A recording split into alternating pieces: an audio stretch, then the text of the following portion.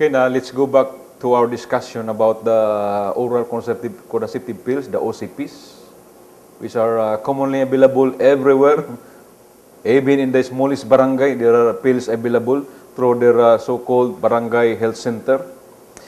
Now, I discussed to you earlier that what are the most common effects of the so-called contraceptive pills. Now, let's discuss about the birth defects. According to the research, that 33% of mothers who are regular users of contraceptive pills will have the so-called minor malformations, plus 35% of the mothers users of contraceptive pills will have 35% major malformations. Now, let's talk about the major. The major malformation of a growing child inside the womb of the mother, which is very common here in Cebu and Visayas, in the Philippines, wherever you go, especially in third world countries like us. Number one, I could cite is the so-called meningocele, meningomyocele. We have also encephalocele, and pretty common, the so-called hydrocephalus. You go to a government hospital now, see for yourselves inside the pediatric ward. You can see 1-year-old, 5 months old, 2 years old, babies or infants suffering from any of this what I have just mentioned, encephalocele, meningocele, meningomyocele, including hydrocephalus. But the most common which I have witnessed lately, there are patients coming from Bohol, from Negros, from Siquijor, from Camotes, being brought to Cebu. Why? Nidako ang ulo sa bata, only 6 months, 1 year old, 2 years old. Halos ni double ang the size of the head of the child. 1 year old, 6 months old, 2 years old. Why? And the doctor said, oh, this is hydrocephalus. And do you know one of the common cause of hydrocephalus? You ask the mother. I did it twice in 2 big hospitals here in Cebu, government run. I asked the mother, Manang, your child has hydrocephalus, as what the doctor says. That's the diagnosis. May I ask you, did you ever use contraceptive pills? Tigamit ka ba sa pills? The mother answered, she was from Bohol, yes, doctor, I've been using contraceptive pills for more than 2 years. But look at my child, I got pregnant, and when I delivered the child, she was normal, but now she's having this problem now. You see? These were never told to the mothers. Never told to the mothers that contraceptive pills will always have major side effects to the growing child. Because, especially the first 3 months, the developmental stage, all the body parts there are already, in the first 3 months, all the body parts, maporma ng ulo, maporma ang skeletal system, musculoskeletal system, from head to foot are being formed. That's why the first 3 months are practically very dangerous stage. Kanang gitawag na first trimesters. Very dangerous. Now, with this case, the woman, the mother is taking oral contraceptive pills. So that's it. The one being effect will have on the child. Now, let's talk about to the mother. More dangerous. Why? Because we have a litany of side effects, medically proven side effects of oral contraceptive pills, including Depo-Provera, which being injected into the mother every 3 months. In fairness, last July 2009, how many years ago? It was 3 years already. Or even earlier than that, as early as July 2005, the International Research Institute on Cancer, this is under the WHO, made a statement that previously they thought that oral contraceptive pills is carcinogenic. They thought. But when they released that statement, July of 2005, they made it clear already that oral contraceptive pills being used of course, being used as contraceptives and also being used for those postmenopausal women is really contraceptives. It can cause cancer or carcinogenic. You see? This is the official statement of the International Research on Cancer under the WHO. That's why we're so surprised. And they even said, this committee said, that the cancer produced by these oral contraceptive pills is under the so-called category 1. What are the carcinogenic products in the world which falls under the category 1? You know, category 1 includes the use of cigarettes, smoking. And if you're exposed to asbestos, you will have lung cancer. How about contraceptive pills? It is now under this category. My goodness, that's why at this point in time, it should be that all our available contraceptive pills, now in fairness to our government, like the Department of Health, look what they have done. Practically all brands of cigarettes, they cater and they have the, what they call, warning. What's the warning here? It says, government warning, smoking is dangerous to your health. Smoking causes cancer. See? It says here, another brand, government warning, cigarette smoking is dangerous to your health. Because smoking can lead to cancer of the lungs, cancer of the buccal cavity. It even causes cancer of the cervix to the woman.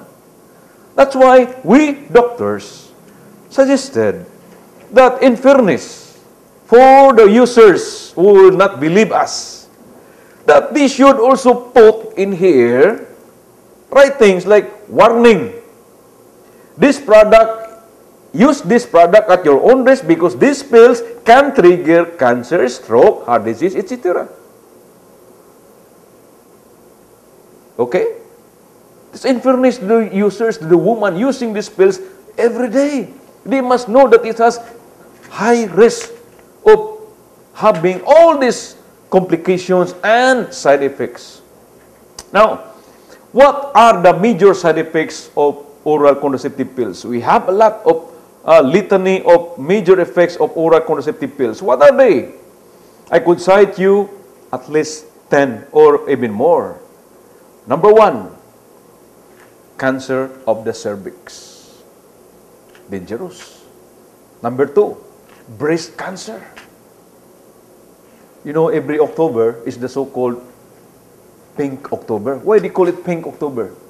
Reminding all the women that, oh, you must be very careful, you must be very conscious of the so-called breast cancer because it has affected hundreds and hundreds of women within Cebu alone, or thousands of women in the whole country, or hundreds and thousands of women worldwide.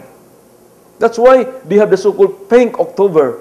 They have the parades, they have the programs telling women, be careful how to prevent having breast cancer, the use of mammograms, etc., early detection procedures. But one thing, they forgot that women in the reproductive age must be told that even the use of these contraceptive pills can trigger breast cancer. I'm so surprised. In their lectures, they were not told that these contraceptive pills can trigger, as advised to us by the WHO of the International Research on Cancer, that this is a category 1 carcinogenic product. Aside from cancer of the cervix, cancer of the breast, liver cancer. Aside from that, high blood pressure, hypertension, stroke, heart diseases. Can you imagine? This can even trigger what we call as deep vein thrombosis. And if you suffer this, my goodness, in just a few seconds or even a minute, you will die. Once this blood clot from your legs will go into the heart or will go into the lungs, you will die in a minute. Venous thrombosis, deep venous thrombosis, or the so-called blood clots. Next, it can cause, as I told you, birth defects. It can cause sometimes infertility. It can trigger diabetes. It can trigger migraine and weight gain. It can trigger tumor of the uterus. Aside from that, it can cause worse, early abortion. 1 to 2 weeks old child. Last, it can also trigger gallbladder disease, Crohn's disease, blindness, and, mind you, changes in the libido. What is this libido, my friends? Libido is the normal desire of the woman to have marital embrace, sex with her husband. But the moment the woman is a regular user of these contraceptive pills, her normal desire to have sex with her husband diminishes, according to some research, even by 50% or more. Can you just imagine? You're a wife and your husband is there saying, "Hi darling, it's our anniversary. Can we dine outside and go somewhere else after our dinner?"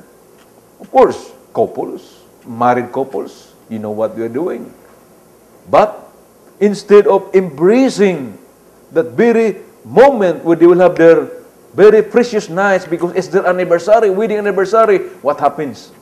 The woman got mad. And the woman said, "If you will insist of having sex with me, magkita ta sa korte, I will charge you sexual harassment or rape." Can you imagine? This was that mentality, that behavior of the woman was triggered by the use of contraceptive pills. So no wonder, everywhere you go, not only in this country, everywhere in the whole world, there are a lot of dysfunctional families, troubled couples, and man and woman and marriages because of the triggered by the use of contraceptive pills. Now, there are now congressmen and congresswomen, even party lists, they said, okay, because of there are a lot of battered women, etc., there must be, we have to legalize divorce now in this country. My goodness. Without knowing that the very cause of that bickerings within the man and the woman, the couples, is because the woman is a regular user of contraceptive pills. My dear friends, no wonder. Wherever you go, you ask our OB/GYN and gynecologists nationwide. In your own locality, you ask the doctoras there, "Doctora, is it true that there are now more women afflicted or having this cancer of the breast, cancer of the cervix, hypertension, stroke, heart diseases, etc., etc.?" If that doctora will tell you the truth, she will really tell you, yes. That's why every time we celebrate the so-called Pink October, to remind women to be very careful not to have this breast cancer because very dangerous. Maluoy ta. You will lose all your breast or the tutoy. May one toy na lang na. Please bear in mind that oral contraceptive pills carries with it a litany of medically and scientifically proven side effects into the woman's body. Before we go to the next segment, where I will be discussing to you something about the ligation, vasectomy, etc., and what we doctors recommend, let's take a short break.